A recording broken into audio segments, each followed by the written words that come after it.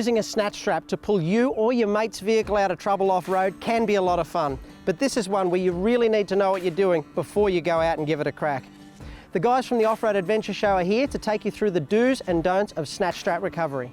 Snatch straps and extension straps are extremely useful for any four-wheel drive recovery, and for many people, they are the go-to recovery solution.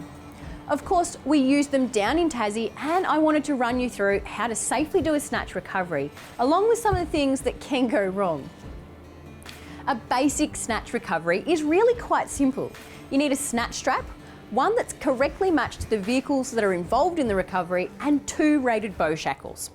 Before connecting the vehicles together, move as much of the mud or sand away from the front of the tyres of the stuck vehicle. This will make sure that it's a little bit easier of a recovery. Attach the strap to the vehicle that is being recovered, making sure you only use the rated recovery points. Then attach the other end to the vehicle that is going to be doing the recovery, making sure there are no twists or knots. As soon as both of these are connected, the recovery is considered live, and you should never step over the strap from this point on. Make sure the strap is positioned with an S pattern, and then that the vehicles are at least half the length of the strap from each other to start. Some trainers suggest a recovery blanket should be placed on the strap. However, we prefer to suggest place it right over one or both of the shackles at each end. Using a blanket in the middle can cause the blanket to become a bit of a projectile.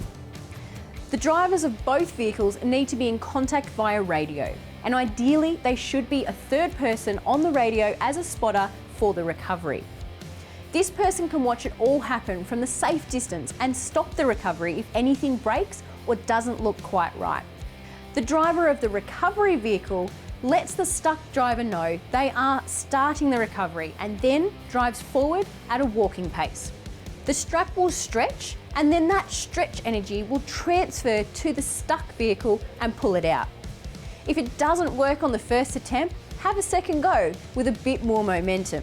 The driver of the stuck vehicle should also drive with the recovery. It's worth noting that a snatch strap loses its stretch with each recovery, so we typically replace our snatch straps after a maximum of 20 uses. This is not 20 different recovery situations, but when the strap has been used 20 times. Of course, if there are signs of wear, tear, damage, or any of those things prior, the strap should be replaced immediately. The same procedure is followed to do a tow recovery as well, with the main difference being that you want to drive the recovery vehicle forward to take up the slack slowly on the tow strap, and then to pull the vehicle forward. Do not ever use a tow strap, such as an extension strap, like a snatch strap. They do not have any stretch and can cause damage to your vehicle and the recovery gear. Remember, a recovery strap should never be attached to a tow ball under any circumstances. Now the big question is, what can go wrong? Well, the most common thing that can go wrong is that the vehicle performing the recovery can get itself stuck. This happened to us a few times in Tassie.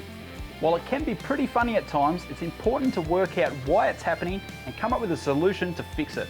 Once you've got the recovery vehicle freed, you need to decide how to have a second go at it.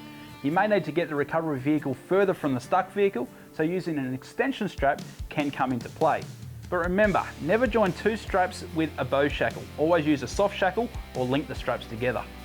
Another common issue is found when the recovery vehicle isn't driving in a straight line from the stuck vehicle. If you can't get into a straight line for a snatch recovery, try a different method. It just isn't worth the damage or danger that can happen as a result. Which leads me to my next point. When was the last time you snatched a mate out of trouble? Throw a photo up of your mate stuck in the comments below and let us know how they got into that mess.